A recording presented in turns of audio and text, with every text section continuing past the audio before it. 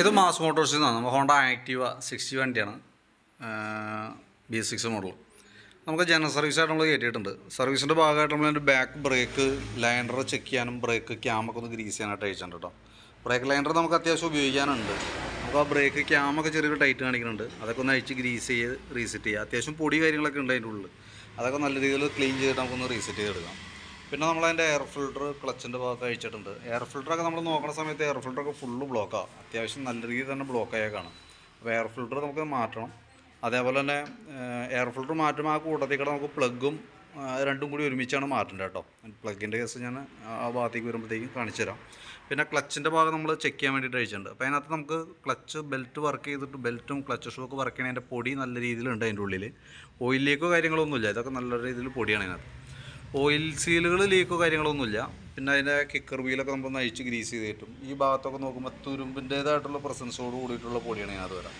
അപ്പോൾ നമ്മളതിൻ്റെ clutch unit, നമ്മൾ CVT ക്ലച്ചിൻ്റെ ക്ലച്ച് വെയിറ്റ് സെറ്റ് വന്ന യൂണിറ്റൊക്കെ നമ്മളൊന്ന് അഴിച്ച് ചെക്ക് ചെയ്തു. അപ്പോൾ അതിനകത്ത് സംഭവിച്ച കേസ് എന്ന് വെച്ചാൽ ഇതിനകത്ത് ഒരു ശരിക്കും പറഞ്ഞാൽ തുരുമ്പ് പോലെ അതിൻ്റെ ഉള്ളിലുണ്ട്. അതേപോലെ തന്നെ ക്ലച്ച് ഔട്ടറിൻ്റെ ഭാഗം ചെക്ക് ചെയ്യുന്ന സമയത്ത് ക്ലച്ച് ഔട്ടറൂടെ ശരിക്കും നല്ല രീതിയിൽ കുഴിഞ്ഞ് സ്ക്രാച്ച് ആയേക്കാണ് അതിൻ്റെ ഉള്ളിൽ. അപ്പോൾ അതിൻ്റെ പ്രശ്നം എന്ന് വെച്ചാൽ നമ്മൾ കൈയോടെ നമ്മളത് ലെയ്ത്തിൽ കൊടുത്തു കഴിഞ്ഞാൽ നമുക്കത് പോളിഷ് ചെയ്ത് ക്ലിയർ ചെയ്ത് കിട്ടും. അതല്ലെങ്കിൽ എന്ത് പറ്റുമെന്ന് വെച്ചാൽ നമുക്ക് ഈ ക്ലച്ച് വെയിറ്റും കംപ്ലയിൻറ്റ് വരും. ഇപ്പോൾ ക്ലച്ച് വെയിറ്റുമ്പോൾ നോക്കുമ്പോൾ അറിയാം, ക്ലച്ച് വെയിറ്റുമ്പോൾ അത്യാവശ്യം സ്ക്രാച്ച് കാര്യങ്ങളൊന്നും ഉണ്ട്. അപ്പോൾ അത് ഇത് നമുക്ക് ശരിക്കും പറഞ്ഞാൽ ശരിക്കും നല്ല സാൻഡ് പേപ്പർ വാട്ടർ പേപ്പർ ഇട്ടൊന്ന് പിടിച്ച് ക്ലീൻ ചെയ്യാവുന്നുള്ളൂ. ക്ലച്ച് ഔട്ടർ നമ്മൾ ലെയ്ത്തിൽ കൊടുത്ത് പോളിഷ് ചെയ്ത് നമുക്ക് റീസെറ്റ് ചെയ്യാം. അതായിരിക്കും കുറച്ചുകൂടി ബെറ്റർ നമുക്ക് കിട്ടും. അതേപോലെ തന്നെ ആ യൂണിറ്റ് ഫുള്ളായിട്ട് നമ്മളൊന്ന് അഴിച്ച് ഗ്രീസിങ് നടത്തുന്നുണ്ട്. ഇവിടെയൊക്കെ നോക്കുമ്പോൾ അറിയാം അതിൻ്റേതായിട്ടുള്ള പ്രോബ്ലംസ്. ശരിക്കും പറഞ്ഞാൽ CVT ക്ലച്ച് സ്കൂട്ടർ മോഡൽ വണ്ടികൾക്ക് പറഞ്ഞാൽ 10,000 കിലോമീറ്ററിൽ കമ്പൽസറി നിർബന്ധമായിട്ടും 10,000 കിലോമീറ്ററിൽ നമ്മൾ ക്ലച്ച് അഴിച്ച് ഗ്രീസിങ് നിർബന്ധമായിട്ട് ചെയ്യണം. അതല്ലെങ്കിൽ ഒരു വർഷത്തിനുള്ളിൽ, ഒരു വർഷം അല്ലെങ്കിൽ 10,000 കിലോമീറ്റർ നിർബന്ധമായിട്ടും. നമ്മളിവിടെ വരുന്ന ഓരോ വണ്ടികളും നമ്മൾ ഓരോ സർവീസിലും, ജനറൽ സർവീസായിട്ടാണ് പറയണമെന്നുണ്ടെങ്കിൽ ഓരോ സർവീസിലും നമ്മൾ ചെക്ക് ചെയ്യും. ആവശ്യമാണെങ്കിൽ ഗ്രീസിങ് ആവശ്യമുള്ള വണ്ടികൾ കൈയോടെ തന്നെ ഗ്രീസ് ചെയ്താണ് പോകാറ് കേട്ടോ. അപ്പോൾ ഇതെന്ന് പറഞ്ഞു കഴിഞ്ഞാൽ നമ്മൾ കൂട്ടത്തിൽ ഗ്രീസ് ചെയ്ത് വിടുന്നുണ്ട്. ഇപ്പോൾ നമ്മൾ ഗ്രീസ് ചെയ്താലും നമുക്കൊരു വർഷം അല്ലെങ്കിൽ 10,000 കിലോമീറ്ററൊക്കെ നിർബന്ധമായിട്ട് നമ്മൾ അഴിച്ച് ഗ്രീസ് ചെയ്യേണ്ടതാണ് കേട്ടോ. പിന്നെ എന്ന് വെച്ചാൽ നമുക്ക് അതിൻ്റെ ബെൽറ്റിൻ്റെ കണ്ടീഷൻ നമ്മൾ നോക്കണുണ്ട്. ബെൽറ്റിൻ്റെ സെൻറ്റർ പോർഷനൊക്കെ നോക്കുമ്പോൾ ചെറിയൊരു പൊട്ടൽ പോലെയൊക്കെ ഉണ്ട്, പക്ഷേ നമുക്ക് അത്യാവശ്യം ഉപയോഗിക്കാം. തൽക്കാലം ഈ ബെൽറ്റ് തന്നെ യൂസ് ചെയ്താൽ മതി. നമുക്ക് നെക്സ്റ്റ് സർവീസിലൊക്കെ സിമ്പിളായിട്ട് എന്തെങ്കിലും ഓടിക്കോളും. പിന്നെ അതേപോലെ നമുക്കതിൻ്റെ ഈ ഭാഗത്തേക്ക് വരുമ്പോഴത്തേക്ക് നമുക്കതിൻ്റെ ആക്സിലേറ്റർ കേബിൾ, ഓൾറെഡി നമ്മുടെ വണ്ടി ഓടിക്കുന്ന ആക്സിലേറ്റർ കേബിൾ കംപ്ലൈൻ്റ് ആണ്. 2 കേബിളാണ് വരാം B6 മോഡലിൽ. അത് നമുക്ക് അഴിച്ച് 2 കേബിൾ മാറ്റിയിടണം. കാരണം ഞാൻ ശരിക്കും ആക്സിലേറ്റർ തിരിച്ച് കഴിഞ്ഞാൽ ഓൾറെഡി അങ്ങനെ ജാം ആയിട്ടേക്ക് വണ്ടി അങ്ങനെ ഓടുന്ന സിറ്റുവേഷനാണ്. അപ്പോൾ അതൊന്ന് ക്ലിയർ ചെയ്ത് പോകേണ്ടതായിട്ടുണ്ട്. പിന്നെ അതേപോലെ തന്നെ കൂട്ടത്തിൽ നമ്മളതിൻ്റെ ബാറ്ററിയുടെ കണ്ടീഷൻ കൂടി നമ്മളൊന്ന് ചെക്ക് ചെയ്യുന്നുണ്ട്. ബാറ്ററി നമ്മൾ വോൾട്ട് ചെക്ക് ചെയ്യുമ്പോൾ നമുക്ക് 12.74 വോൾട്ട് കാണിക്കുന്നുണ്ട്. ബാറ്ററി നമ്മൾ ടെസ്റ്റ് മോഡിലേക്ക് കൊടുത്തിട്ടുണ്ട്, കംപ്ലയിൻറ്റ്സ് എന്തെങ്കിലും ഉണ്ടെങ്കിൽ അറിയാൻ വേണ്ടിയിട്ടാണ്. അപ്പോൾ അതിനകത്ത് കാണിക്കുന്നത് കംപ്ലയിൻ്റ് ആയിട്ടാണ് കാണിക്കുന്നത് കേട്ടോ. അപ്പോൾ വലിയ താമസമില്ലാണ്ട് നമുക്ക് സെൽഫിൻ്റെ പ്രശ്നം, സെൽഫ് എടുക്കാനായിട്ടൊരു ബുദ്ധിമുട്ടൊക്കെ കാണിക്കാനായിട്ടൊരു സാധ്യത നിലവിലുണ്ട്. കാരണം ബാറ്ററി ഡാമേജിലേക്ക് എത്തിയിട്ടുണ്ട്.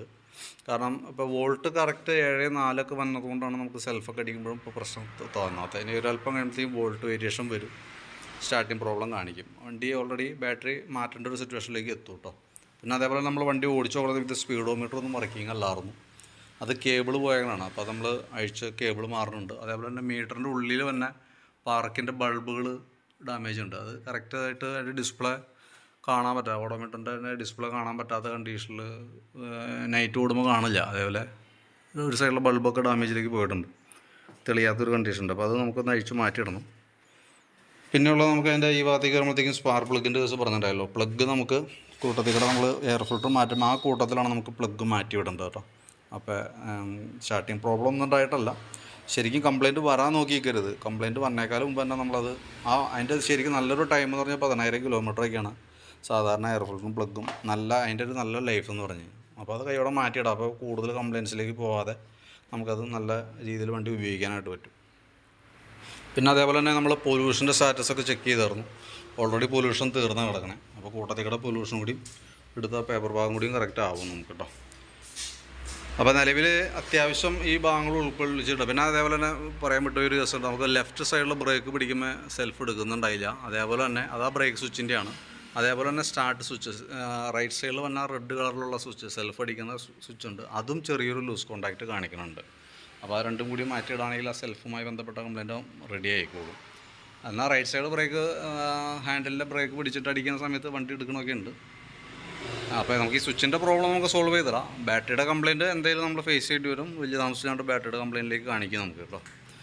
അപ്പോൾ തൽക്കാലം ഇപ്പോൾ നമുക്കത് മാറണമെന്നില്ല, കംപ്ലയിൻറ്റ് കാണിച്ചിട്ട് മാറ്റിയാൽ മതി. ബാക്കിയത്തെ എല്ലാ ഭാഗങ്ങളും ഉൾക്കൊള്ളിച്ചിട്ട് അതിൻ്റെ ഒരു ഏകദേശം ഒരു എസ്റ്റിമേറ്റ് നോക്കിയിട്ട് അതിൻ്റെ ഡീറ്റെയിൽസും വീഡിയോ അടക്കം ഞാൻ വാട്സാപ്പിലേക്ക് ഒന്ന് സെൻഡ് ചെയ്തിടാം. അപ്പോൾ വീഡിയോ ഒന്ന് കാണാം, കണ്ടതിന് ശേഷം എസ്റ്റിമേറ്റൊക്കെ ഒന്ന് നോക്കാം, എന്നിട്ടൊന്ന് റിപ്ലൈ ഇടാം. അത് റിപ്ലൈ കിട്ടിയാലും നമുക്കതനുസരിച്ചിട്ട് വർക്ക് കണ്ടിന്യൂ ചെയ്യാൻ പറ്റുള്ളൂ കേട്ടോ. ഓക്കെ.